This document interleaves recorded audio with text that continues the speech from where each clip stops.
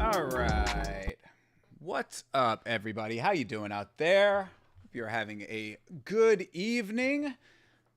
We just watched the UFC 310 press conference, which was very short and not exactly anything completely noteworthy, I would say.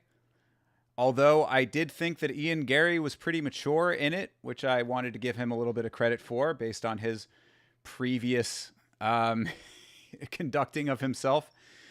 But you had 3 non-native English speakers with 2 translators in 2 different languages. I think. I don't know if Asakura had a translator, but he spoke in English a little bit.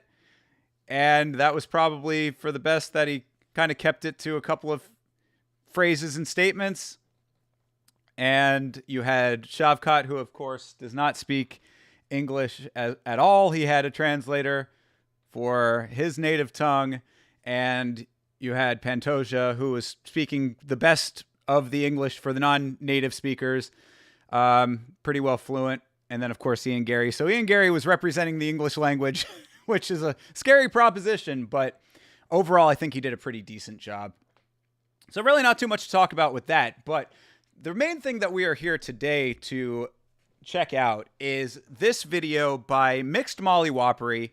If you have been around the channel for any length of time, you've probably heard me mention MixedMollyWhoppery on stream or in videos before, because MixedMollyWhoppery is one of my absolute favorite YouTube channels, period. I think he is one of the best MMA YouTube channels on YouTube. He covers these topics with a great deal of insight, great editing, and he's funny, which, of course, as a person who tries to bring a comedic tilt to my stuff, I appreciate very much. So I highly, highly recommend that if you're going to hang out and watch this watch-along breakdown commentary stream that I'm going to do right now, go and subscribe to MixedMollyWhoppery, because there's really nobody better doing YouTube commentary and content on MMA than MixedMollyWhoppery is, in my opinion. And shout out to him for being cool with me doing this in the first place, because some creators get a little bit squirrely about, doing commentary and stuff like that. But this is the exact video I wanted for this subject. I wasn't going to cover the Conor stuff anymore. I had covered it in one stream before the trial had concluded. I thought to myself, how am I going to do any more coverage of it? Of course, I wanted to. It's very big news in the space. But I didn't really have all of the details. Like there wasn't any breakdowns that I felt were comprehensive enough to give me what I wanted to in order to break it down in a way that I thought made sense and was actually factual, giving an unbiased take on everything that was happening in this case. I was hoping that there was going to be an open trial, or at least some footage from the actual courtroom, because if they had had video of this, like, sometimes in the United States, especially with civil trials, you'll have the full video of everything available to the public. That's why everybody was doing all that content surrounding Amber Heard and Johnny Depp when their divorce trial was happening. I would have been watching I would have done full streams of all of that. Every minute of that would have been watched on the stream if we had that, but I don't know if that ever came out that way. So I was like, what's true, what's not. I just want the facts, not a whole lot of fluff with it, because I've seen some podcasts breaking it down that have a whole lot of political elements to it and whatnot. I've made a couple of comments about it on the podcast and elsewhere, but this is exactly what I was hoping for when it comes to a breakdown of this topic. It is just a bare bones, unbiased look at it. I've only watched the first couple of seconds almost of it, really, maybe a minute or two, just to see what the presentation was like in it. And when I saw how he was breaking it down in those first minute or 2 minutes, I was like, this is exactly what I wanted to use. So again, shout out to MixedMollyWhoppery. That is the homie, friend of the channel for sure. And we're going to get into this and break this on down here based on the points that he's presenting. Of course, I myself am not going to be unbiased because I've made my opinions about some of these elements of the case known already. So off of this, I'll give some of my opinions, and we'll just see where we end up. After that, we can talk a little bit about Jamahal Hill and his goofery. But shout out to Mr. Rage Quit. Shout out to Deadly Pube. How you doing, brother? It's his recent behavior that makes him hard to defend. Yeah, I mean,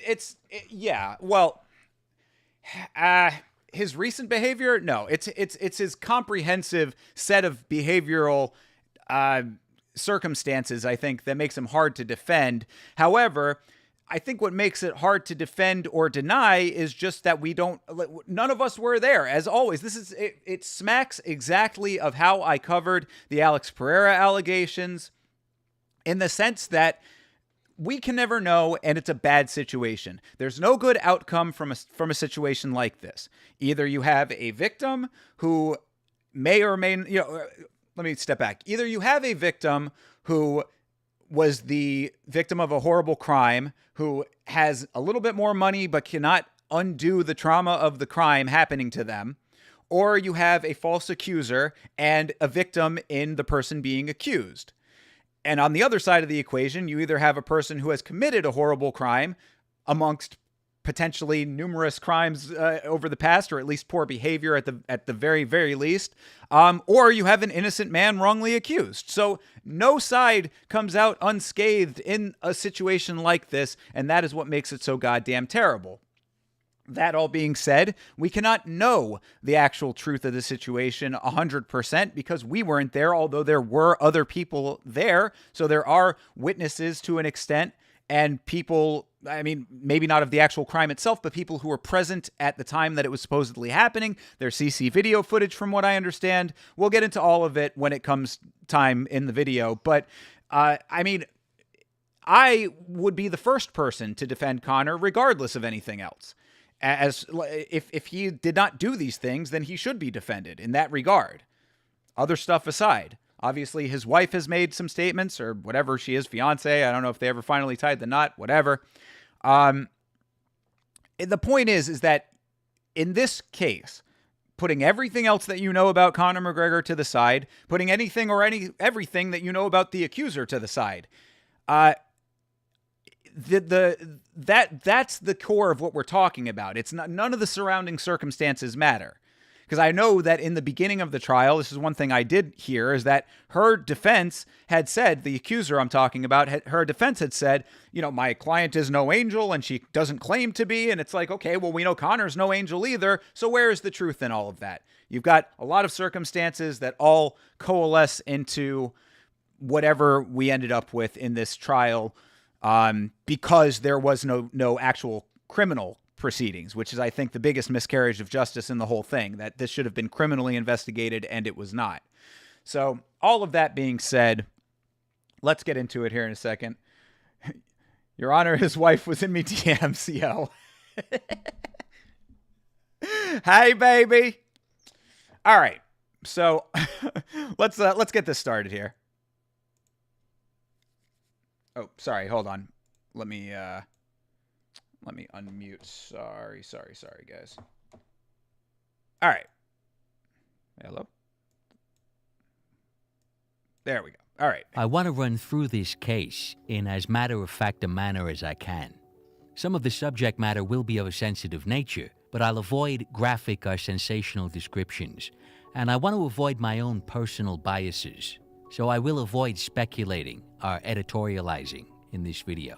It's exactly why I wanted to cover it the way that I'm doing it here, and why I appreciate, as I said at the beginning of the stream, MixedMollyWhoppery for doing this. So I can't shout him out enough.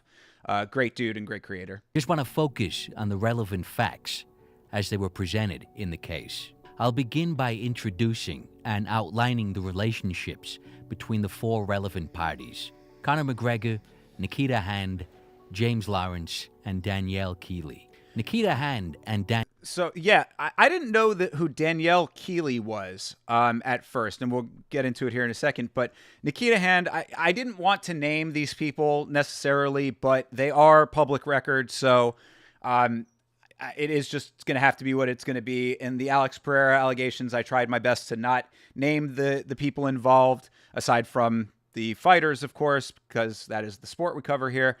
But all of the information is out there public at this point, so I guess that is what it is. But yeah, Danielle Keeley, I did not know who that person was at the beginning of all of this, but apparently she's an associate, so we'll learn about that now. Danielle Keeley were work colleagues, but at different branches of a chain of hair salons. Hand and Keeley had been partying through Saturday night, December 8th, 2018, into Sunday morning, consuming alcohol and drugs. Nikita Hand and Danielle Keeley were not close friends. They worked in different branches and were only together for the Christmas party. This hair salon, if this is their Christmas party, must be a wild place to work in general if they are all night partying, pulling all-nighters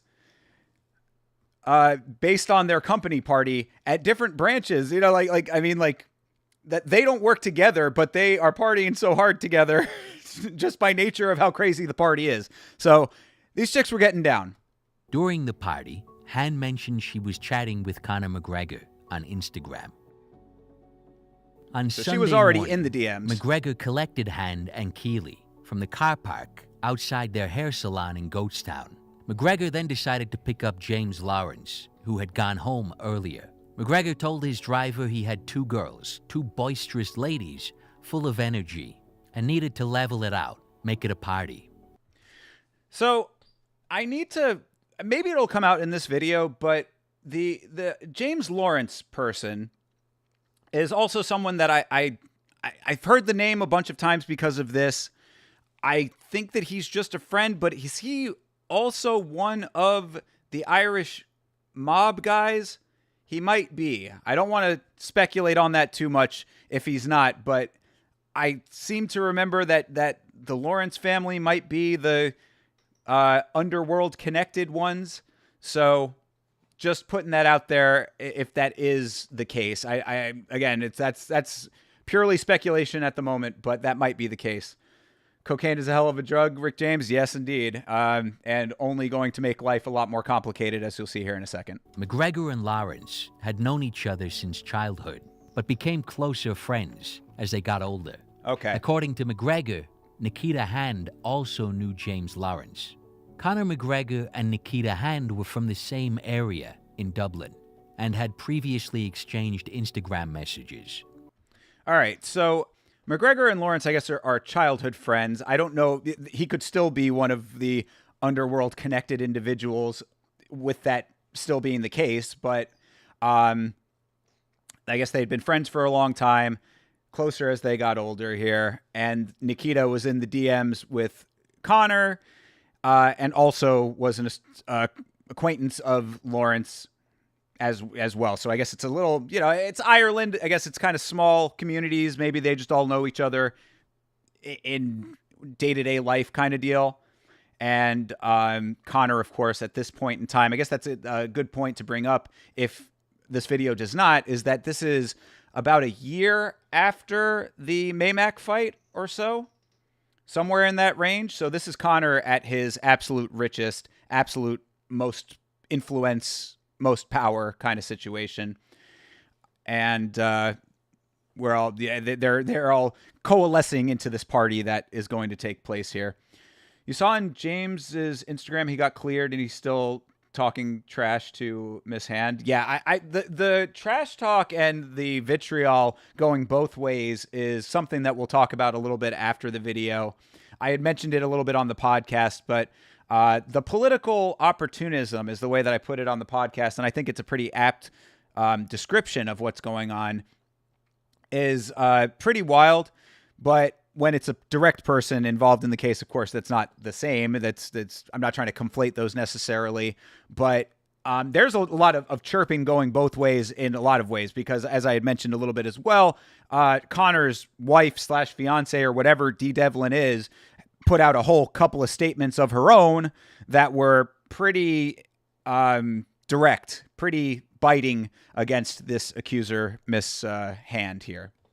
But it doesn't appear they were acquainted beyond that. The group decided to go to the Beacon Hotel, arriving at around 12:30 in the afternoon. They went to the penthouse suite where they continued drinking and playing music. So wait, okay. So they were partying through the night and got to the hotel at in the middle of the afternoon the next day. Damn, cocaine really is a hell of a drug. These are the dynamics and relationships behind this spontaneous gathering that would later become the subject of this civil trial. Before I get into both sides and the evidence presented, I want to first briefly outline the trial, the verdict, and the consequences for McGregor. As we all know, Nikita Hand accused McGregor of sexually assaulting her in the penthouse suite that night. She claimed that McGregor would not take no for an answer. He pinned her down on a bed and choked her 3 times. She was left with severe bruising and injuries. McGregor denied the allegations, stating that the encounter was consensual. He described it as athletic and vigorous, but not violent. He claimed Hand fabricated the accusations.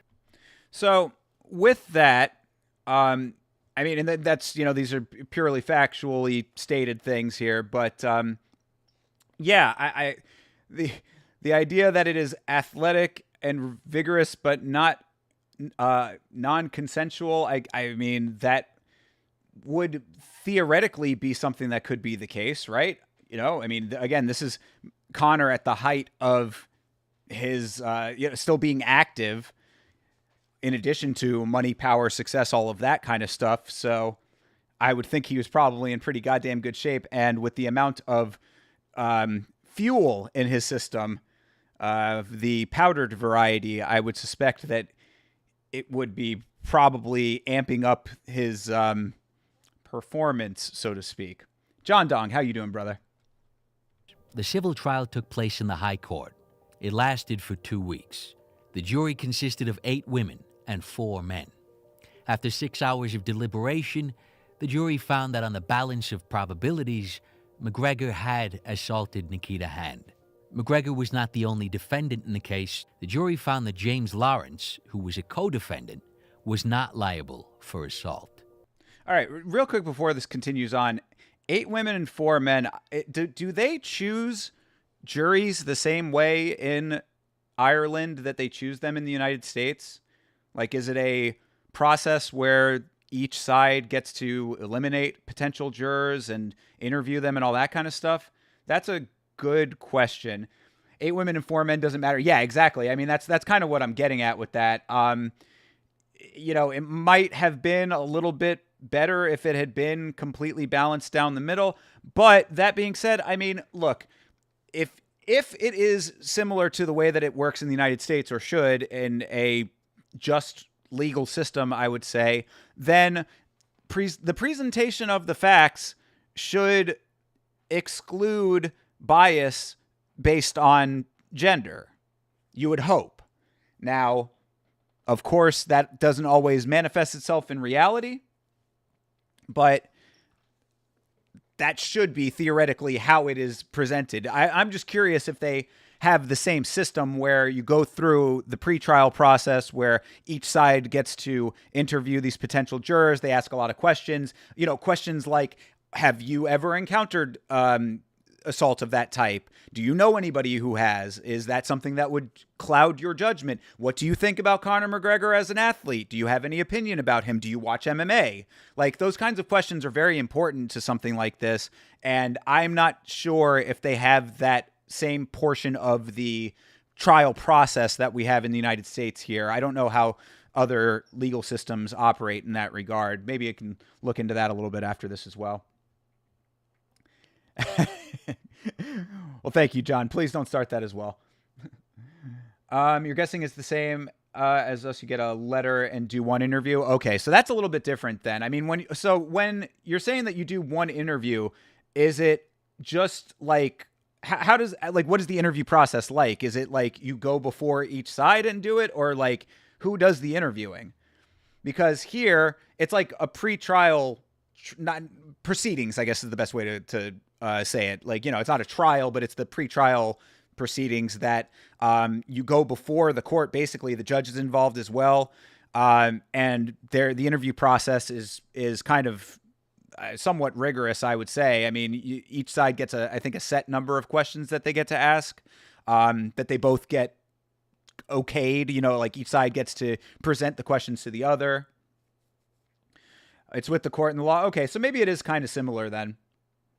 Maybe it is kind of similar. So if that's the case, then I mean, look, like if they did full-on pretrial proceedings and vetted these jurors, then obviously his defense thought that the jurors that were selected were unbiased enough, or they were just the ones that they ended up with. I mean, there's only so many ways that you can navigate that, I suppose.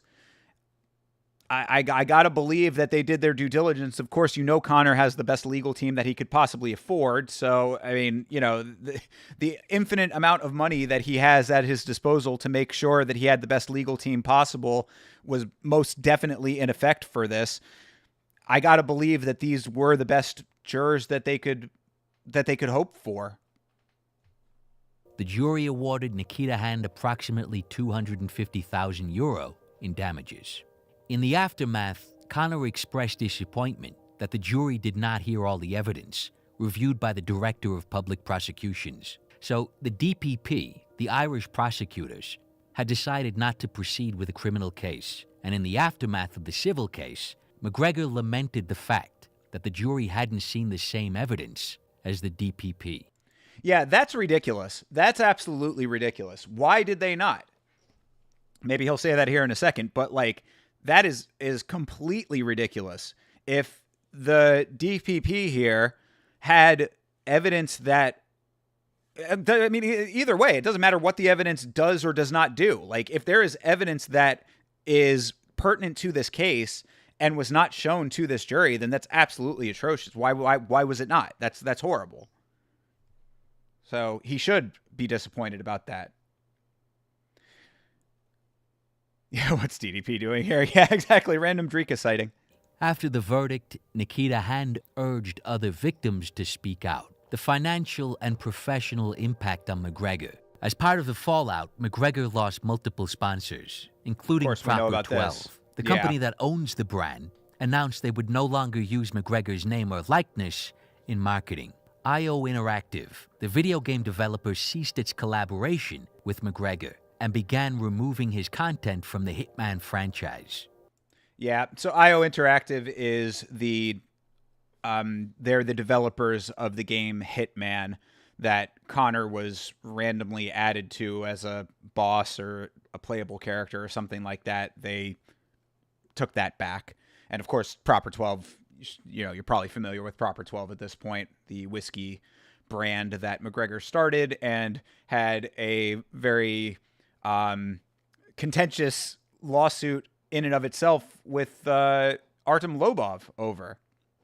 Artem Lobov apparently suggested that McGregor start the brand, and then he did, and then they became not friends anymore, and then they started getting litigious over it. So that's that. Irish retailers. Several major Irish retail chains removed McGregor's Proper 12 and Forged Irish Stout from their shelves. Yeah, one of those being one of the largest grocery store chains in Ireland. I think I remember hearing that. So all of those facts are as such. Beyond the €250,000 and the lost sponsors, the financial implications for McGregor could be far greater. McGregor's personal brand has been severely tarnished, potentially affecting future sponsorships and business opportunities. So, okay, with that, I would say I don't know about that. Now, okay, let me clarify. Potential future sponsorships, perhaps there's potentially some issues there. But as far as his personal brand being tarnished, as a person who takes these kind of matters pretty, seriously and wants the truth to be out there and would be absolutely condemning the hell out of him, based on the criminal conviction and based on something that was more tangible here, I would say that there is enough doubt in this case that his personal brand probably won't suffer, aside from things like sponsorships, for too long. I would think. If he wants to get back into the cage, I guarantee you that the UFC will have him back. There's nothing that's going to stop that. So he will absolutely be able to fight again if he wants to do that. There might be some issues maybe in Ireland more so than internationally. I don't think that the international fan base is really... I just don't think that they think that this is the type of thing that they're going to stop being fans for. Like, if you're a hardcore McGregor fan, I don't think that all of a sudden it's like, man, I used to be the biggest fan of Conor, even through all the other stuff, but this is where I draw the line. I just don't see it. I also think, and this, you kind of can take it however you think it's, true or not true, but I believe that there is a little bit of callousness when it comes to a certain population of the MMA fan base that, regardless of the truth of the case, would still be okay with McGregor. I just don't think that they take these kinds of accusations very seriously. I think that the landscape regarding these types of accusations has made it somewhat of a murky territory to navigate. So because of that, you end up with people who say, never believe these types of allegations because all of these women are just out there for cash. All of these women are just looking for a payday.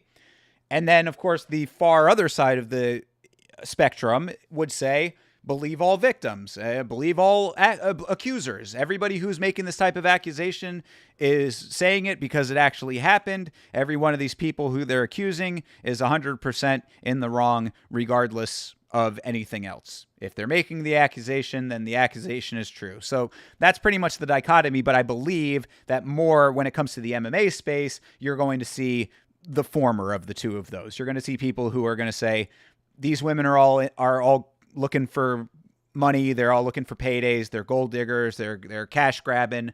And even if they don't necessarily come out and say it in those terms, I would believe that a lot of those people who have inclinations towards that type of thinking would be like, so what? So what that this happened? I'll watch the next time he fights. Conor merch might get, a bump in sales, that kind of thing. So I say all of that to say, will his personal brand be tarnished in the long run? To a minor extent, with the opportunities as far as business ventures go and sponsorships and the things like that. But I don't think within the MMA landscape that it's going to be a complete wash for him. Like, I don't think that this really does as much damage as some people might be thinking at the moment. Anyway. Tell that to Rwand. Oh yeah, I mean, there are some people who probably are. Look, it does suck for a guy like, Rwand is a good example. If you're not familiar with Rwand is a friend of ours who is a younger guy that is a huge Conor McGregor fan. And I think that Rwand is a little bit, I want to say innocent, I think is the way to say it. I think that he sees and views things like through a lens that is kind of cursory a little bit. I don't think that he digs deeper, like too deep into certain subjects to like find some of the more I don't know, like the darker things when it comes to the subjects that he's passionate about, because he's also a big fan of those Tate brothers, and there's a lot of terrible things going on with them too, but I think he overlooks that as well. And so I think that there are certain people that are going to, have this thrust in their face, and it's like too big to ignore. So I guess that's kind of a potential for certain fans. But if you've been following McGregor for as long as we have with more of a critical eye, then the bloom was off the rose years and years ago. I mean, this just now is maybe the death knell or final nail in the coffin for some people. But like, I mean, I like Conor's been smashing phones. Conor's been assaulting DJs. Conor's been doing massive amounts of drugs and, not giving a fuck about anybody that he hurts for a long, long time. So if you've been paying attention critically, this shouldn't come as that much of a shock at this point. It's probably a throat panther bugging Conor. Yeah. Hell yeah, dude. Get Durek on the phone. Let him know that Conor needs help. Get Norway's royal family involved. Perhaps we can get this whole thing sorted out. There's also a bigger fan base that will think he's guilty no matter what. Yeah, exactly. That's what I was just saying. That there's going to be a contingent that thinks he's guilty no matter what. There's going to be a contingent that thinks he's innocent no matter what. And I would suspect that at least in the MMA realm, in the MMA circle, the bubble that we all operate in, it's going to skew more towards people who think that she's out for cash. That's just my gut feeling anyway. All right, let's continue on here. His acting career is very likely to be at least halted. That's probably a good thing. Sorry. It's more about his acting than the circumstances. This is very serious business we're talking about here. But yeah, I mean, look, he was in the Roadhouse movie, and maybe he was going to get more parts off of that. I guess that's probably a good point to bring up in this whole thing when talking about future opportunities and sponsorships and stuff like that. Yeah, Hollywood's definitely not going to fuck with him. That's, yeah, kiss Hollywood goodbye. But there is a lot of like independent film going on now. Like there are studios and producers with a lot of money that operate outside the Hollywood system. Like I could certainly see McGregor acting in some like action movie out of Russia or something. I don't know. Something like that. Call up Chael's agent. Call up Michael Bisping's agent. See if he'll take him on. Maybe he can sort this whole thing out. I don't think anyone could give an approximate dollar estimate of the full financial implications for Conor, but it's safe to say they are likely to be very substantial. It's also worth mentioning. That's so okay. So he's saying that it's going to be very substantial. I don't know. I'm a little skeptical of that. Like, and trust me, if that turns out to be the case, it's not like it would be super surprising. Obviously, these are very serious allegations, and it makes sense if they are taken as such by potential business outlets and partners and stuff like that. But there's a part of me that just doesn't buy that. I think that there are companies out there that would be willing to forego all of this. Certainly, if we'll talk about the political ramifications of all of this a little bit later, but look, all I know is that in this country, when one side of the political aisle has an opinion about something, the other side of the aisle will automatically just knee-jerk reaction like contrary to that. So like, for instance, and this is certainly not a one-to-one comparison, and this may not be the best example, but it's one that does make sense. When Kevin Spacey had his whole set of allegations and all that kind of stuff, he was canceled. Hollywood shunned him, can't get an acting role. He's moving house. His whole life is upended, blah, blah, blah, right? Just recently, I saw he was on one of Tucker Carlson's shows. So because Hollywood is the political left in the United States, Tucker Carlson is the political right, Hollywood shuns Kevin Spacey, Tucker Carlson comes in to swoop him up. So I would suspect that there is probably a good amount of potential supporters of him just based off of the fact that there is a large contingency of people who are going to shun him. That would be my gut feeling about it. This morning, he was ordered to pay $1 million for her civil defense. Oh yeah, because over by you guys, they have to pay for all the legal fees too, right? That's pretty crazy. Find out if the peeping Tom thing was for real. Oh yeah. That's something to look into as well. I think it is. I think it is real, right? I mean, based on the stuff that we saw, it looked pretty legit to me.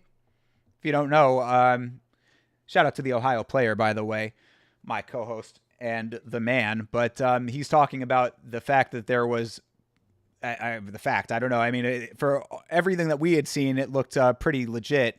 But a person who was filming over the wall of McGregor's house while he was in a intimate encounter with his fiance/wife, which we didn't see anything come of that. Like this random peeping Tom who was posting it himself on Twitter. I don't know if he's still out there, but he certainly needs to be brought to justice himself. But anyway, that's besides the point. But it's safe to say they are likely to be very substantial. It's also worth mentioning that the case follows other allegations made against McGregor in recent years. Allegations he has consistently denied. Despite losing the case, McGregor maintains his innocence and plans to appeal the decision. So that's a brief overview of the whole case. Probably the most important and consequential question we could ask is why did the DPP not pursue a criminal case against McGregor? Thank you, MixedMollyWhoppery. Thank you for hopefully having some answers to this question, because this, to me, is the $1 million question right here. Why was this not criminally pursued in the first place? If these allegations are substantial in any shred of evidence, or if there's any backing to this, even if it's found to be completely 100% false, if she is alleging these types of things, this should have been criminally looked into. Should not have gone to a civil trial and have him raked over the coals in a civil case, because this is a criminal act and it should be treated as such. And then he can be exonerated or, found guilty based on the merits of that, not in the court of public opinion, which is basically what the civil case has become. So let's see what MollyWhoppery has to say about this. Why are we discussing a civil case and not a criminal case? Exactly. The DPP decided not to pursue criminal charges for several reasons. Insufficient evidence. The DPP concluded there was no reasonable prospect of conviction for either man, and this suggests they believe the available evidence was not strong enough to secure conviction. Now, okay, I just want to pause real quick here again. If that's the case, now I don't know if this is the same thing in Ireland, but if the legal system operates similarly, you can bring a civil case against anyone for any reason. That's like if you can file a lawsuit for any reason that you want. I could sue Chase right now. I could sue anybody in the chat right now. You know what I'm saying? Like, you could sue me if you wanted to for any reason. You can bring legal proceedings against anyone for any reason. So it does make sense that if there was insufficient evidence for a criminal inquiry, if there was evidence enough for it to be investigated criminally, and it was found to not be, let me take a step back. If there was not evidence enough to look into this in a criminal manner, this can still be brought as a civil trial. So that part checks out. But if it was insufficient evidence in the criminal case, then why was that evidence not able to be brought into the civil trial? I guess that was what McGregor was complaining about. And was there a reason the trial wasn't filmed? That I don't know. I think that it might just be the way that they operate in the country, because I brought up the Heard and Depp case as well. So, I don't know why it was not open to the public, but if it was, I could not find it because I had looked. Beyond a reasonable doubt, which is the standard required in criminal cases. CCTV footage. The surveillance video from the hotel played a significant role in the DPP's decision. Now, I'll discuss this at length later in the video, but this footage appeared to contradict or challenge aspects of Nikita's account, and it appears to support the account given by the co-defendant, James Lawrence. Credibility concerns. Nikita Hand admitted to lying to her boyfriend about her whereabouts and company on the day of the alleged incident. This admission could have raised questions about her overall credibility. I don't think it should have. Her lying to her boyfriend had nothing to do with the inciting incident. So, like, I think that he's speculating that that's played a part, but that shouldn't have had any bearing on anything. Impaired recollection. Hand acknowledged being heavily intoxicated and having used cocaine, which resulted in memory gaps about certain events. This impaired state could have made it challenging to establish a clear sequence of events. In cases of alleged sexual assault that occur behind closed doors, it can be difficult to find sufficient corroborating evidence for a conviction. You know, he said, she said cases are notoriously difficult for prosecutors to win. Exactly. And that is why, right there, whenever you hear me talk about these kinds of things, whether it be with Conor or with Alex Pereira or with anybody else, that is always the framework that I operate from, knowing that that is as it is. You can't make a solid, you can't draw a solid conclusion one way or another. It's hard to defend or condemn anyone on either side of these kinds of things because I was not there. I did not see this with my own two eyes. There is no actual filming of the incident itself, to our knowledge. So how can you really say one way or another? So I understand the difficulty that the court system would have in making a criminal assessment here. But that being said, I would also think that that same standard should be set in the civil trial. And why would there be a ruling one way or another because of that element of it? That element of it alone makes the whole thing too hard to figure out. So I don't know. I guess the jury of 8 women and 4 men felt otherwise. So the DPP's role here was not to establish innocence or guilt. It was to assess whether there was a reasonable prospect of conviction based on the available evidence.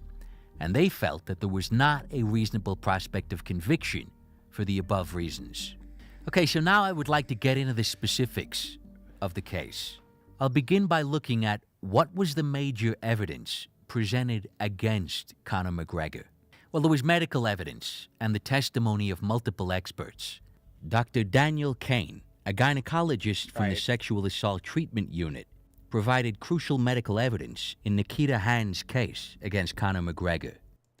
So we're going to go into this here in a second. I just wanted to mention that this Dr. Daniel Kane was someone that came up in the previous stream that I did on this subject. And some of this evidence is a little bit graphic, so just be aware of that. But it certainly plays a large part in all of the dynamics of this case. Here's the key points. He examined Hand on December 10th, 2018, the day after the alleged incident. Hand appeared visibly distressed during the examination, exhibiting shaking and crying. He had to remove a tampon with forceps. Hand had a possible internal tear in her vagina. He observed a multiplicity of injuries on Hand's body, including bruising on all 4 limbs. Right. So that's essentially the more graphic elements of the examination. So all of that is pretty bad, but does it equal up to actual assault, or was it Conor just, as he described it, going at it vigorously? Tampon gets left in, she doesn't acknowledge it in the moment, keeps going. I don't know. The tampon thing was a pretty a pretty grim portion of the whole thing there. The bruising, I mean, I don't know how I don't know the level or extent of the sexual encounters that most people have, but it's not entirely uncommon for bruising to occur. Some people bruise very easily. I know myself, I do. I walk into bump my arm on something, I'll end up with a bruise the next day. So bruising, maybe, maybe not. Internal tearing, that's a little bit more damning, I would say. So you have an interesting set of dynamics here as far as what this doctor is encountering. Dr. Kane classified Han's injuries as moderate to severe. He concluded that Han's condition was consistent with the outline of events she had described. Dr. Kane's testimony provided significant medical support for Han's allegations. Dr. Emma Quinn. Yeah, I don't see any reason based on this that Dr. Kane's analysis should be questioned, really. I mean, as a medical professional, I think that he probably assessed what he saw and made his conclusion based on that without any necessary prejudice. I would suspect, at least. But perhaps there's an element there. I don't know. I don't think that there's really anything to dive too deep into on that portion of it. But I'm saying that to say there are a lot of touch points when it comes to establishing credibility. So that's another touch point. Significant medical support for Han's allegations. Dr. Emma Quinn, a general practitioner, also provided significant medical testimony. She examined Nikita on December 19th, 10 days after the alleged incident. Dr. Quinn observed tenderness on the left side of Miss Han's neck. She stated that the symptoms were consistent with internal bruising. Dr. Quinn noted that these findings aligned with Miss Han's account of being forcibly restrained around the neck during an assault. So 2 doctors are saying they found her injuries consistent with her story. A paramedic also testified that Han's bruising was the worst she had seen in a long time. All right, so then there you go. Going back to the bruising, I mean, if it was extremely significant bruising, then, perhaps that lends some credibility there. I'm saying all of that just to say, I mean, this is a mixed martial artist we're talking about here, a professional athlete, an athlete, period. I would think that the intensity of the encounter, also based on the drugs being involved, might have been more intense than, more heightened than regular civilians. So it could certainly appear that way, even if it was not that way. So all of these medical professionals could be giving accurate assessments of what they saw, with it still not being what they're interpreting it as. Just putting that out there as a potential element here. There was also psychological evidence. Dr. Ann Leader, a psychiatrist with 46 years of experience dealing with 5,000 sexual assault cases, diagnosed Han with severe PTSD in December 2020. Dr. Leader's diagnosis was based on reading Han's 150-page statement to the police, notes from Han's counseling sessions during 2019 and 2020, Han's medical records, and a personal examination of Han. Dr. Leader noted that Han experienced constant nightmares, panic attacks, detachment from friends, and anxiety about photos of her bruised body potentially circulating online. Additionally, Dr. Frank Clark, Han's GP of over 20 years, stated that Han suffered serious physical and psychological injury and has significant ongoing distressing symptoms due to PTSD. So, 2 doctors confirmed that her physical injuries were consistent with her story, and 2 more doctors confirmed that she was suffering from PTSD. That's a lot. That is certainly a lot. I think that the psychological aspects of a case like this are certainly things to take into consideration.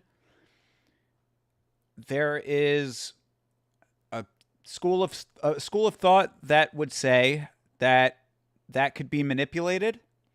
I'm not saying that that is the case here. I would think that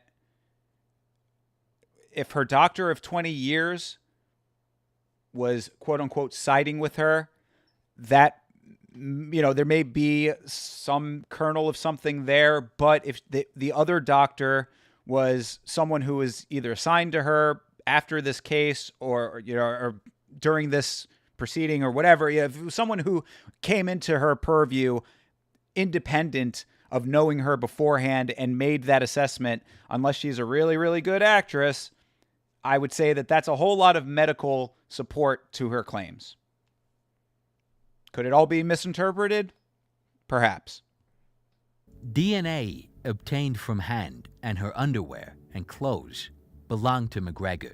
Now, we know that he was involved. He doesn't deny that, so that doesn't surprise me at all. DNA evidence isn't that important because Conor doesn't dispute that they had relations. Yeah, exactly. Physical evidence. The straps of Hand's black jumpsuit were ripped. A forensic scientist suggested that this damage was caused by pulling, not normal wear and tear. A recorded conversation between Hand and her boyfriend later that same day. Now, this was introduced by McGregor's defense, but it was seen by many as potentially helpful to Hand's case. It demonstrated her extreme intoxication, her genuine state of distress, and she referenced complaints she has continued to make, such as being choked. Okay, so the straps being ripped, I don't really think plays too much of a part in anything. That recording is pretty interesting. I wonder if that was made public. Probably not, I would suspect, but certainly an element as well. He's saying there, I guess, that there's a lot of people or whoever is analyzing this said that it was introduced by him and could have been more beneficial to her. Obviously, if she won the case, then perhaps it was more beneficial to her. Nikita Hand's own testimony. Hand provided detailed testimony about the alleged assault, including claims that McGregor choked her 3 times, and things McGregor had reportedly said during the incident. Now, some of these things don't quite add up. She claimed McGregor mentioned he had been submitted 3 times in the octagon, which, as we know, is not true. But that was her testimony. So, okay, I wanted to add here, and I'll actually just read it out real quick, because when I posted that I was doing this live stream, MixedMollyWhoppery was kind enough to respond here, and he did say that that statement in the video was inaccurate. He says the one error in the video is that Conor has been choked 3 times in his career. So just wanted to, for the sake of transparency, mention that here, that that was an inaccurate statement in this video, but the facts of it being brought up in the trial and whatnot are as such. There's also a separate issue. Nikita Hand was the victim of a very serious home invasion in June 2024. But the jury were instructed not to consider this as part of the case. Yeah, that's pretty bad, just in general. And obviously, that was not random. It would take a very large leap in logic to think that she was just a random victim of a serious home invasion when all of this was happening. It has been pretty well documented that she is getting a lot of negative attention and harassment based on this case. So that's a little bit odd to me that the jury would be instructed not to take that into consideration. I think that would have been more beneficial to her than to him, of course. But again, the facts are the facts. And if you have that type of scare tactic being leveled against her, I would think that it would be pertinent to have on record in the case. I don't know.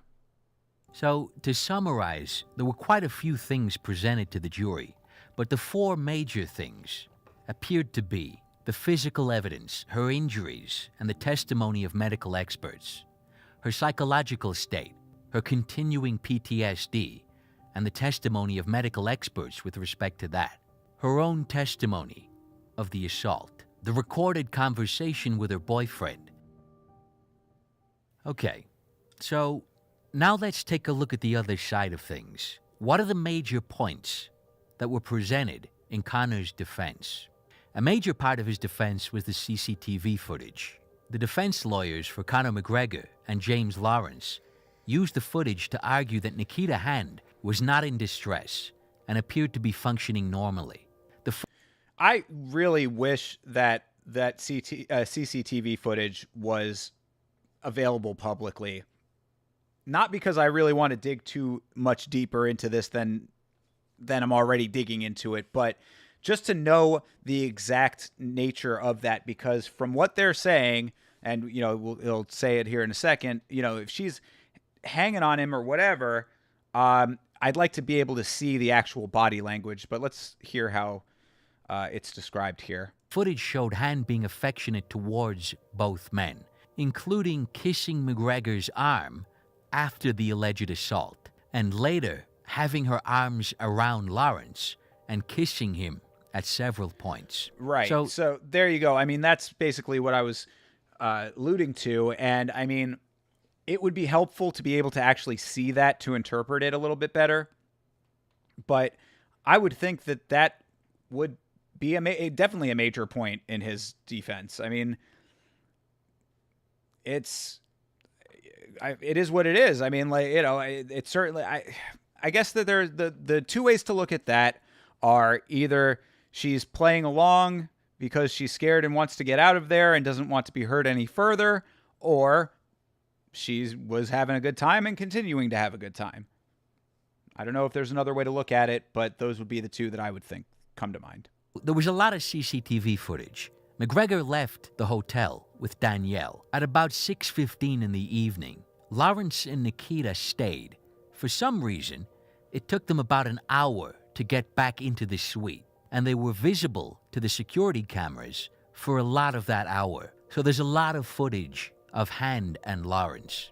The defense claimed that Hand's behavior in the footage contradicted her account of being brutally assaulted and battered. She stated that she had no memory of the events depicted in the footage and found it very disturbing to watch.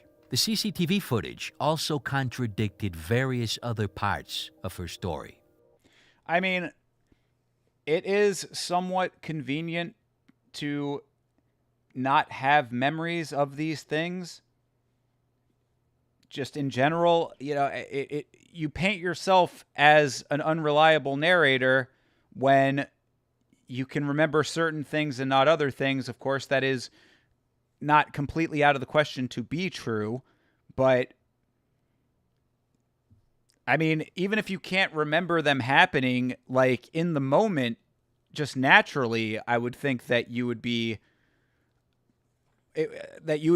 exhibiting signs one way or another of how you actually felt at that time, especially if you're in a blacked out state or something like that, or disassociating or whatever. I would think that your natural instinct would be to express what you're truly feeling more so than having the wherewithal to cover it up. So even if she couldn't remember it after the fact, in the CCTV footage, I would think that she would be expressing either I want to get out of here really, really badly, or I'm having a good time.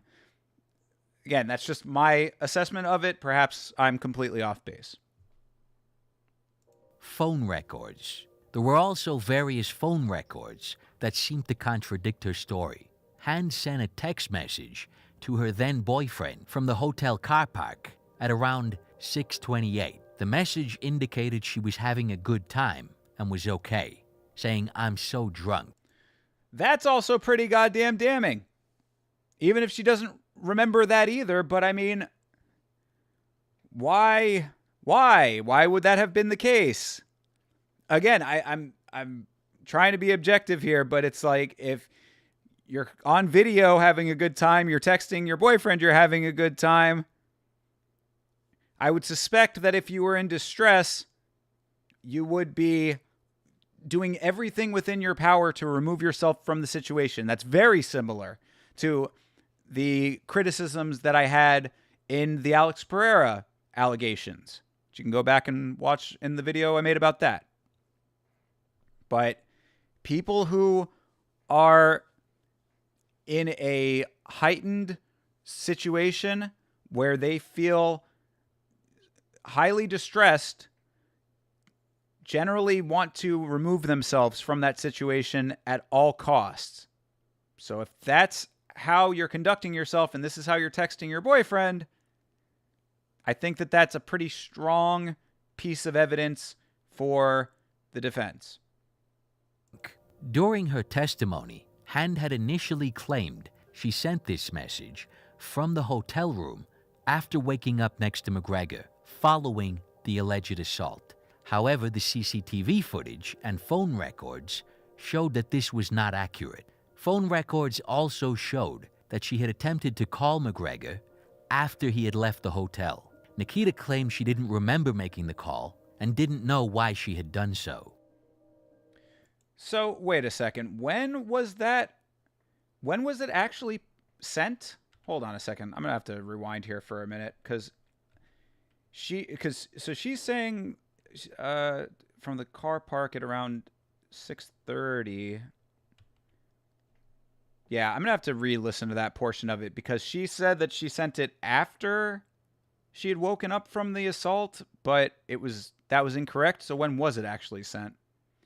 Anakin, what's going on, my dude? What did you think of Bryce Mitchell saying he doesn't believe in seatbelts? That's Bryce Mitchell being Bryce Mitchell, my guy. I love Bryce. He's just a crazy, crazy man. But at least he's not a dangerous, crazy, crazy man.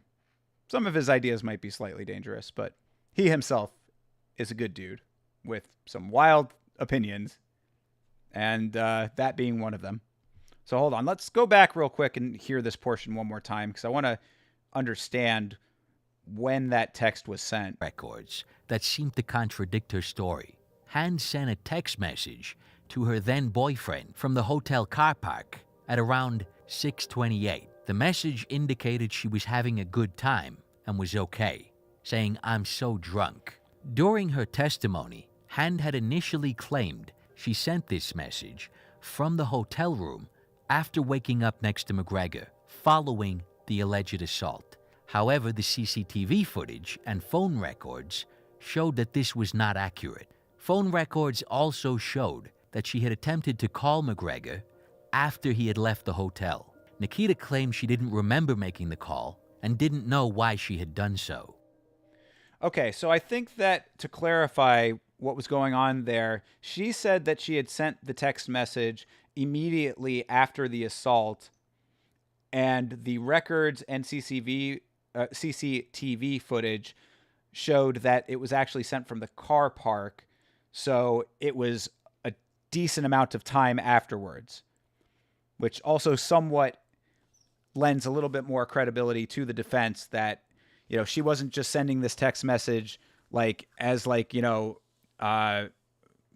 in the heat of the moment, just to kind of smooth things over, like, hey, send him a text, tell him you're okay, kind of thing. It was, everything was over. They're walking freely in the car park at this point, and she just texts him that she's okay then. So presumably she had gotten dressed, was continuing to, the end of the party or whatever they were doing at that point, but it wasn't immediately she was assaulted, then she sends the text. Either way, I mean, either one of those scenarios is not great for her reasoning here, but I think that the discrepancy doesn't help for sure.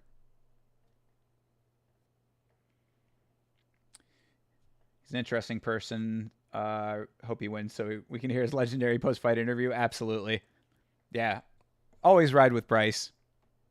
And I think he's definitely going to win. The recording. As I mentioned, when Nikita Hand went home, her boyfriend recorded their conversation. It was McGregor's defense who submitted the audio. The conversation did contain a number of lies about her whereabouts, and she refused to name her alleged attacker. But as I said, many observers in court felt it may have actually supported her case by demonstrating her genuine distress and appearing to corroborate some details of her later allegations, such as being choked. McGregor. Well, I mean, look, being choked in and of itself is not an indication necessarily of assault, unless in the moment you're not consenting to it. Because, of course, as we know, some people enjoy that. So I don't know. That's just, again, just putting it out there as a potential theoretical element of everything. Not saying that that is one way or the other way factual or what the circumstances were. I feel bad for her boyfriend. This is why you can't trust anybody. 6 years later, he looks like a fucktard for letting her go out and party. I mean, what was he supposed to do, though? He didn't let her go out and party. She's a woman, grown woman who can make her own decisions.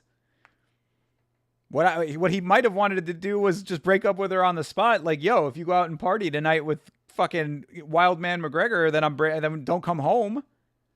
But I mean, she made her own decisions when it comes to that. I don't really fault the boyfriend all that much. And also she lied to him too. So that's the other thing to keep in mind there. She lied to him about what she was doing, and she admitted that she lied to him. So can't really fault the boyfriend all that much in this one. McGregor's testimony.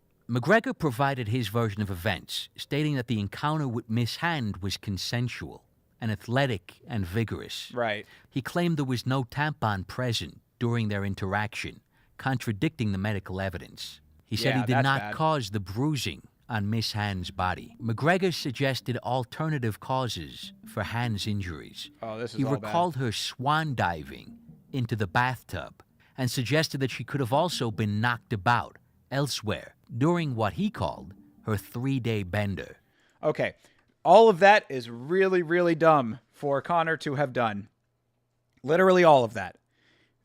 Because all of that contradictory information, at least when it comes to the tampon, that's contradictory information. And these claims of her getting the bruising elsewhere, like, that is all really not great for him. Because with the tampon, now you've called, all of your stuff into question just because it's, if you say one thing is one way and it is not that way, then now anything can be put into that same category. Well, he said it's one way, it wasn't that way, so maybe this wasn't that way, maybe this wasn't that way. So that's really bad. Him claiming that the bruising came from elsewhere, that was really dumb. That was probably the dumbest thing that he did in all of this, because he should have just said that the bruising did come from their encounter, but he was just getting really, really into it. Again, this is him just trying to cover, if he's trying to just to cover his ass. Her swan diving into the tub and all that kind of stuff, being knocked about elsewhere during her 3-day bender, I guess there is some potential merit to that. But you admitted that there was this encounter that was quote unquote athletic and vigorous. Probably should have just said, yeah, there was potential for her to get some bruising because of that. But that was just the way we were going at it. I don't know. I mean, I'm not trying to dream up ways and aid him in circumventing a terrible crime that he did. I mean, if these are all facts of the case and he's presenting them in a factual manner, then, okay, but he was wrong about the tampon thing. So it's like, if you want, I would have consulted the legal team before making statements like that, because that does not help your case in any stretch. If you're being accused of sexual assault and she has a bunch of bruising and you say, no, that bruising did not come from the sexual encounter whatsoever, it's like, it had to have come from something. And I mean, her swan diving into a bathtub doesn't really, I don't know, as a potential jury member, jury number 1, Thinker St. James, I'd be like, I don't know about that one. It's exactly what he should have. Talking about the boyfriend. Should have been charged that same night. Yeah, absolutely. You always feel like, oh, I can't or shouldn't make these choices, but hey, look at him now. Yeah. I mean, I guess I understand what you're saying there.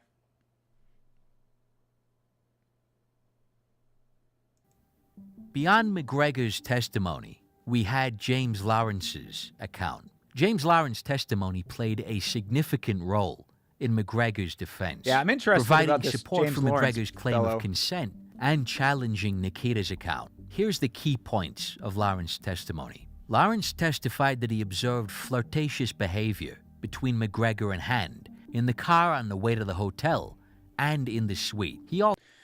So, look, one thing that I think should be made pretty obvious here, and I know that Conor was maybe not necessarily the Conor that we know now back then, but one way or another, you're based on the framework that was outlined in the beginning of this video, you've got two girls hanging out with two guys to party, drink, and do a lot of cocaine.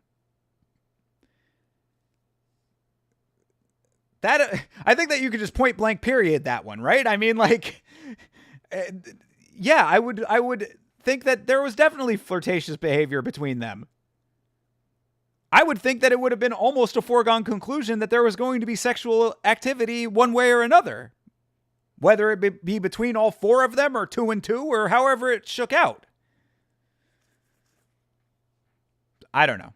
Just saying.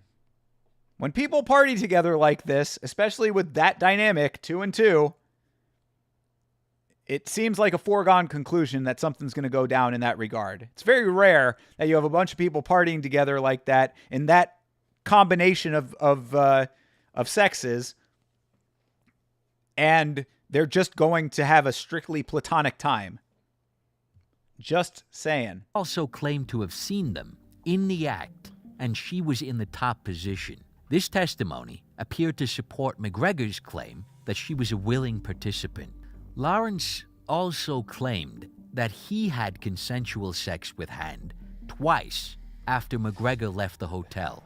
So McGregor left the hotel with Danielle Keeley at around 6:15, and Lawrence and Hand remained in the hotel together, where Lawrence claims they had consensual sex. I mean, look, again, these points are pretty strongly in favor of the McGregor side of the equation if they're true. I mean, you mean to tell me that she was so broken, battered, and in fear of her life that she stayed and did that twice consensually again, unless these are two claims of assault by this guy as well, but he's not a professional athlete as far as I know.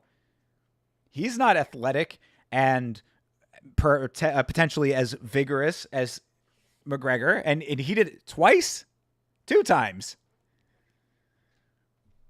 I mean, that would seem to signal that little bit of a bop going on. You know what I'm saying? I'm not saying that is the truth of the circumstances. This is just, if these things are true, this could all be a manufactured story by him as well. But I would think that if it happened twice, she probably, and she's alleging that it was all non-consensual as well, then there's got to be some factual nature to it, right?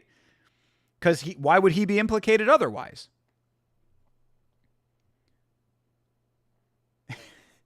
All right, not going to read that stuff from Chase. Chase getting heated in the chat.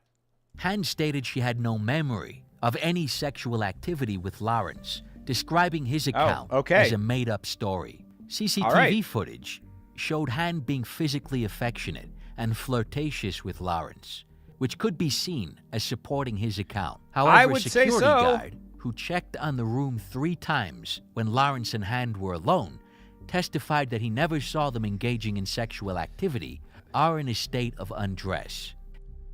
Lawrence could have just been quick. I don't know. I don't think I don't think that the security guard account really confirms or denies anything when it comes to that. Stated he only saw a small bruise on Nikita, nothing like the extensive bruising shown in later photographs.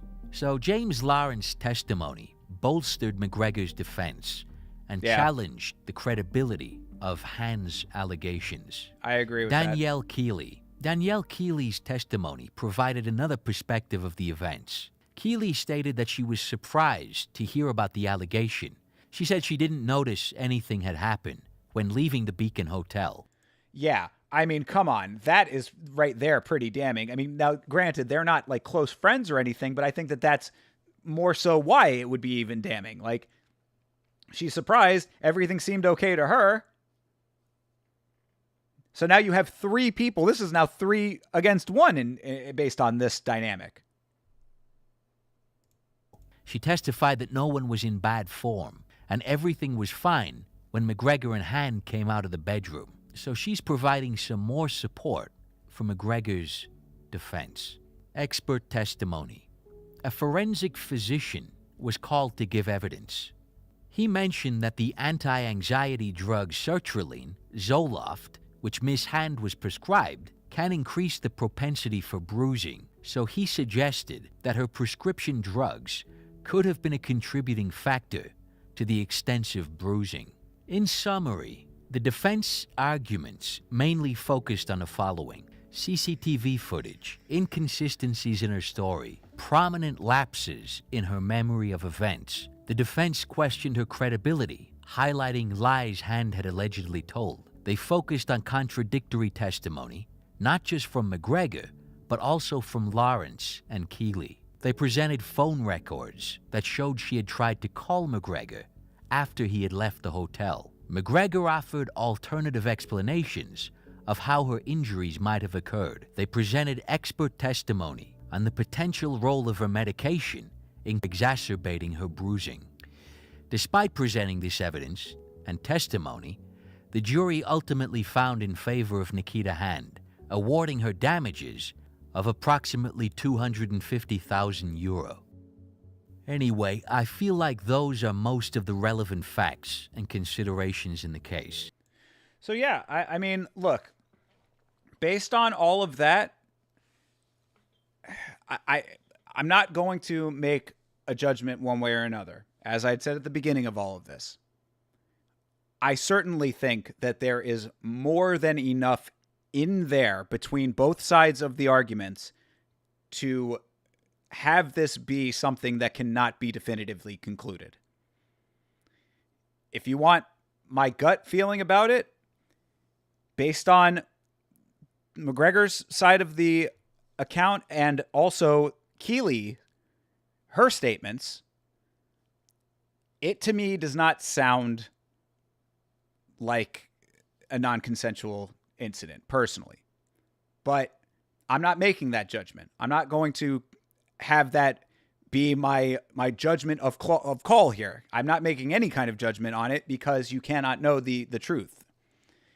But there does seem to be enough contradictory evidence to make it at the very least completely inconclusive, and at its more severe, lean slightly more towards McGregor's side. That's just my personal take on it. I 100% admit that I could be completely wrong in that assessment. And as I had said, I don't think that anybody can know aside from McGregor and Miss Hand, but that's just how I'm seeing all of it. If anyone feels like I omitted any major or important details on either side, please let me know. I don't want to overlook any important details. Well, there you go. I don't think that MixedMollyWhoppery omitted anything that I know of. And I have to say, thank you again to MixedMollyWhoppery for putting this video out, because this was an extremely informative and very comprehensive, well-produced video that really helped enlighten all of the ins, outs, and what have yous of this case. I mean, all of the elements of this case were presented very, very well in this video. So make sure that you're subscribed to MixedMollyWhoppery if you're not already. But based on all of that, I already kind of said where my conclusion lies. Now you can draw your own from it. But there you are. That's really all that I can say about it. Again, I'm not going to confirm, deny, or otherwise, whatever. You know, I can't go one way or the other as far as 100%, definitive statement about this case. But those are the facts of it. I'm glad that I know them all now. And again, shout out to MixedMollyWhoppery for the great video. All right. So that's that. Let's wash the taste of that terrible, terrible incident out of our mouths real quick here and lighten the mood with some kind of goofball behavior from Mr. Jamahal Hill. Everybody loves Jamahal Hill, right? The most rational thinker in mixed martial arts. Aside from myself, of course, I am the thinker. But Jamahal Hill was at the UFC Performance Institute recently and ran into his former opponent, world champion Alex Pereira. And they had a little bit of a confrontation. So we've got that queued up here. So let's take a look at what went down at the PI between these two. Not on Twitter now. Yeah, daps him up. He just keeps going.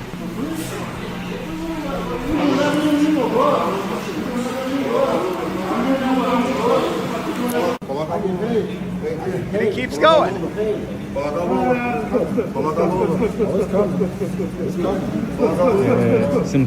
make money. Let's make money. I think that money from that boy being asleep. And he's still going. We good, boys. We good. Alex is like, we can do this in the cage right now. In the cage, boys.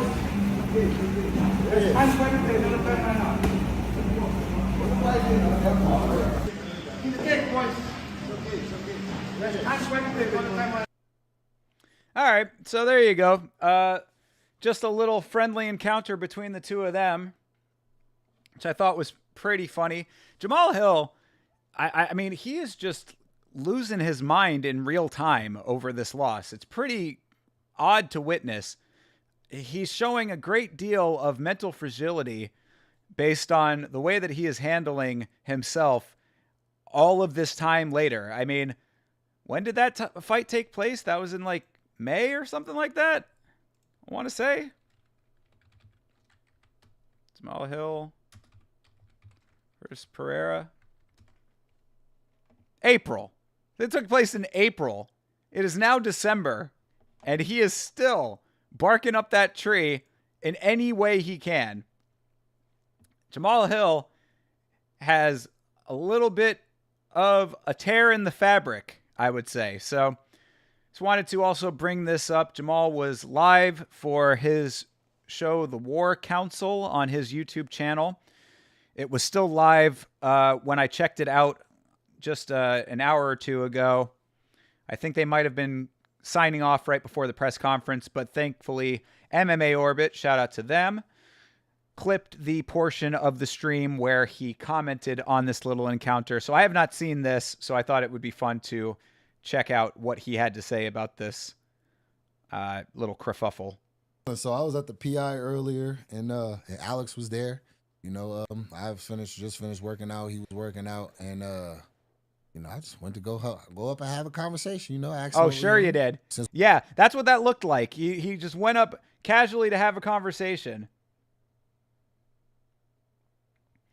Yep, he starts there, casual, conversational, daps him.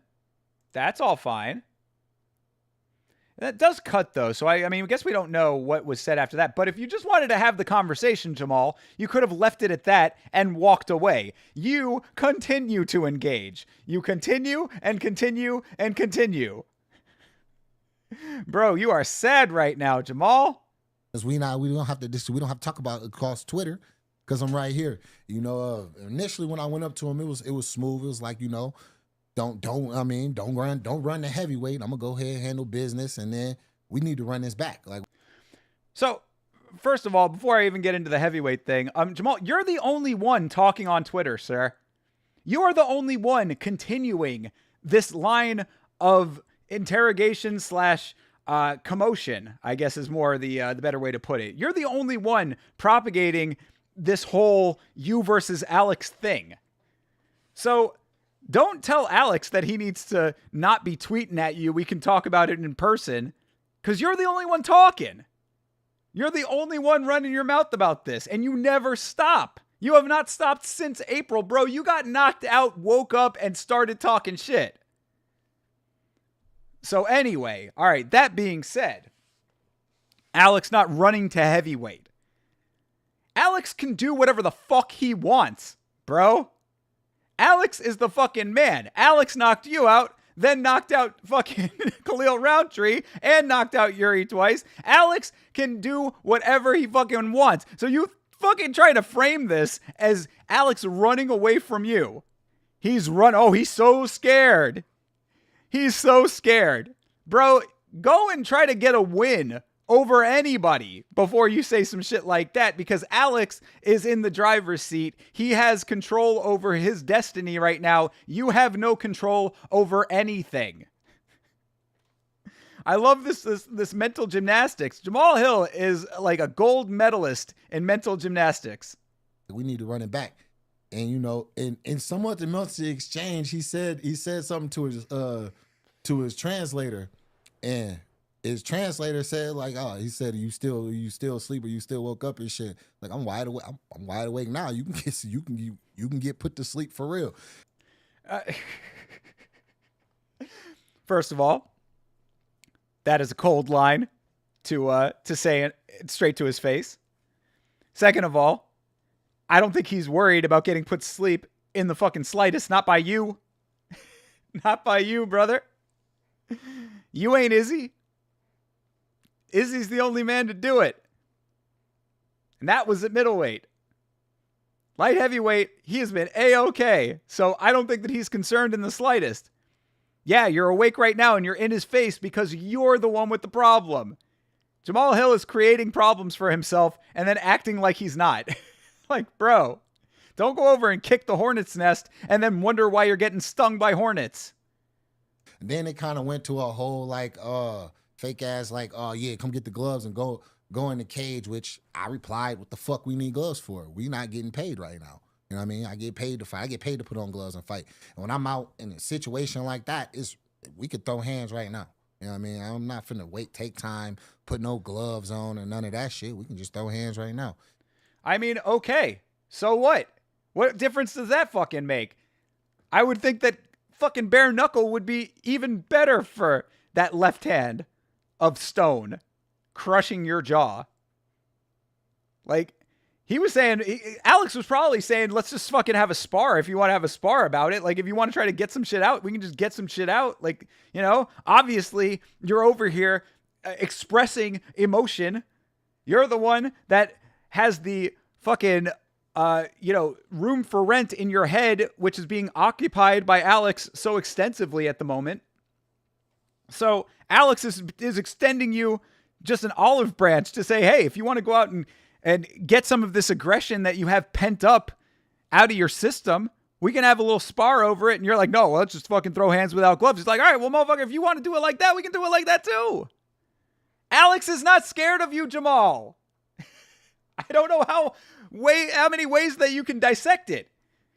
You are not a threat to him. Did he look scared? Did he look scared at any of this? Does he look scared right there? He's just like, bro, whatever. What do you want? Does his body language give you the impression? Does he look scared? Does he look scared in the slightest? Does that look like a man who is worried about getting knocked out right now? I guarantee you that dude right there, Alex Pereira, would have had Polinio Cruz, his translator/trainer, take those gloves off of his hands and throw down with you right where you stand, brother. You can get it Gangstar style, bro, right where you stand. You wake up. Yeah, exactly. It's definitely an iconic line. It is kind of a little bit of an echoing of what he said at the post-fight press conference anyway. So, like, you know, I wouldn't say hack. It's not hack because he was the one that said it the first time. So I'll let that slide. But it is a repeat. It's you know what? It's a classic now. You know, it's Are You Still There, Pussy?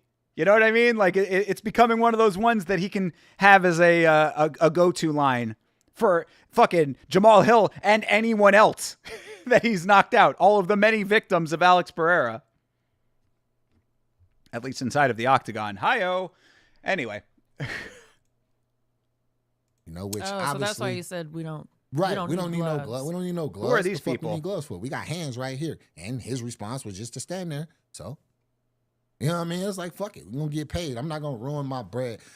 Because here's the thing, right? If I had just reached over and hit him there, and we started fighting right there, I could possibly lose out on the fight, on my next fight, and any opportunities I have left. I got restrictions now at the PI and all these other things and stuff like that. So we get paid. We made a lot of money the first time we fought. Yeah. So why would I not make a lot of money when I knock his ass out the next time? Bro, you were the one who initiated this interaction. Like, this is not an instance where he started some shit and you need to finish it. You walked over to him. No one is thinking, oh man, why didn't you swing on him right then and there? Everybody is thinking, why did you go up to him, period? After you were the one that got knocked out. Bro, you are making yourself look like an idiot. You are making yourself look stupid, Jamal. So this weird justification that you're presenting here is a false dichotomy. It's a false paradigm that you are creating.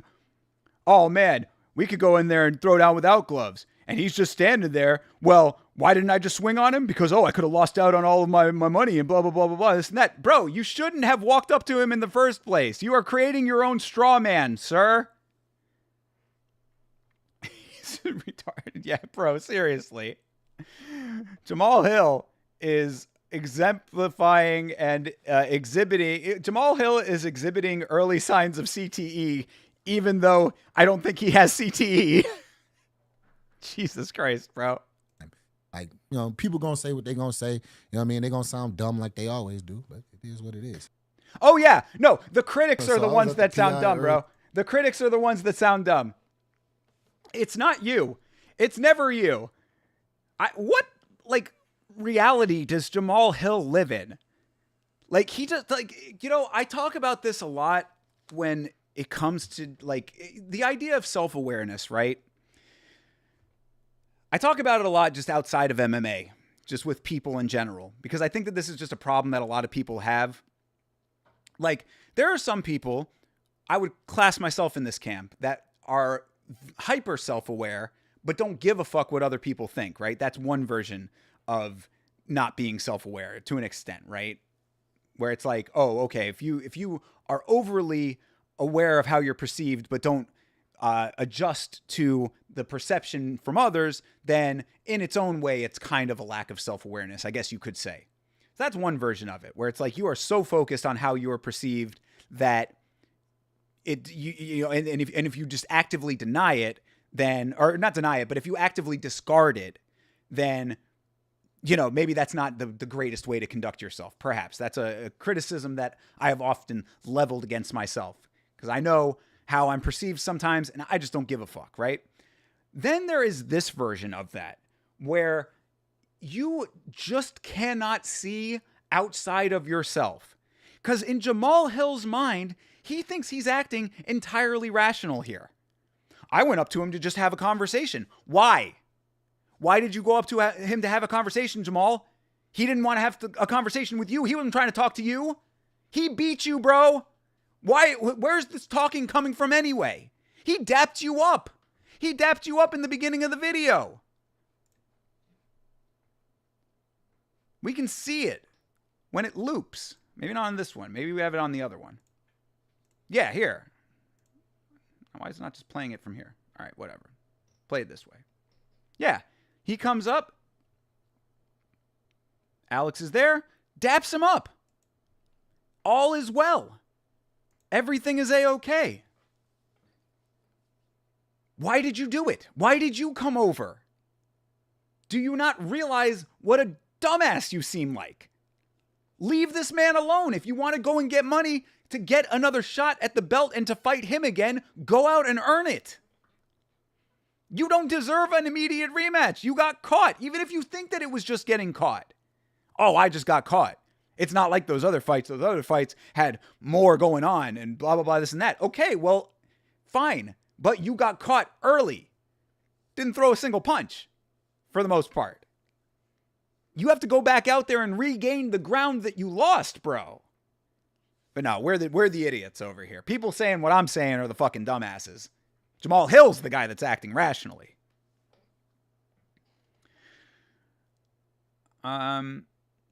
This is what an IEP can do if you get confidence. Takes one to know one. IEP? Do I know what that means? IEP? Oh, it's like special ed kind of thing or something like that. I got you. Jamahal is maybe worse than Colby because he truly believes it. Yeah, well, so, I mean, yeah, nah. I think it's different. I wouldn't put Jamahal in the same category as Colby because Colby is intentionally being antagonistic in a way that is inflammatorily antagonistic. Like, Jamal's not going after Pereira's family or anything like that. So I don't think that it's really in the exact same category, but when it comes to delusion, he's certainly more delusional. He might be one of the most delusional fighters that is on the roster currently. I mean, I can't think of another person who is not aware of how the reality of the situation actually is. I use the phrase a lot, boots on the ground. Like, the boots on the ground are saying one thing across the board, and he is the only person that does not see it that way. It's like one of those things where if you think that every person that you meet is an asshole, then maybe you're the asshole. Like, that's what I'm seeing from Jamahal Hill, that kind of thing. You know what I mean? Like, it's like if every single person on the planet is seeing that you are being delusional in the way that you're approaching your situation in the loss that you took, and you can't see it from their perspective, then, bro, I think that you might want to start turning your introspection up by about 10,000%. So I wouldn't put him in the same camp as Colby, but it's a level of delusion that I don't think I've seen from any other fighter. Like, really, it's its own category of delusion. So anyway, that's what's going on there. So that's about all I got for tonight, everybody. I just really wanted to go over the MixedMollyWhoppery video, which, again, shout out to him for a great video. Very in-depth, really informative, and presented without any kind of bias. As he says, it's an unbiased look, and it truly is that. And that's very rare to find on YouTube in general. I mean, it's a place for people to give their opinions and that kind of stuff. Obviously, I was upfront that I was not being unbiased in my analysis of it. So I'm glad that he presented this so that I could give some of my opinions and that kind of stuff. So as far as this video goes, A+, that is getting a big thumbs up for me right now. And make sure that you're subscribed to MixedMollyWhoppery if you're not already. Absolutely one of the best, if not the best, MMA YouTube channels, in my opinion. I can't say enough good things about him. And, being a friend of the channel doesn't hurt either. So shout out to him. I guess that's going to about do it for tonight, guys. I appreciate everybody hanging out. Thank you guys for checking in, as always. I'm probably going to clip up the reactions to this video as its own video coming up here. So that'll be something new for the channel. But I am working on scripts for new stuff. Once we get to the break that we have coming up, I'll have some time off to get some new content out and stuff. I know I've been slacking on the videos. I apologize about that. But there is new stuff coming, I promise. And there will definitely be a Yama episode after 310. So keep an eye out next week for that. In the meantime, I have a podcast on this channel with my good friend Chase Parton, the Ohio player who's been in the chat tonight. It's called Last Week's Fights. We break down all of the fights from the previous week, and we will be doing so on Monday, 4/3/10. That's coming up. So that starts at 9 o'clock. If it doesn't start at 9, it will start later than 9 o'clock, and I will always keep you updated on start times on Twitter and Instagram at Yama Show. So make sure you're followed on both of those platforms to keep up with those start times and with me. I appreciate everybody again. Thank you very much. Have a great rest of your night, everybody. And as always, fight on.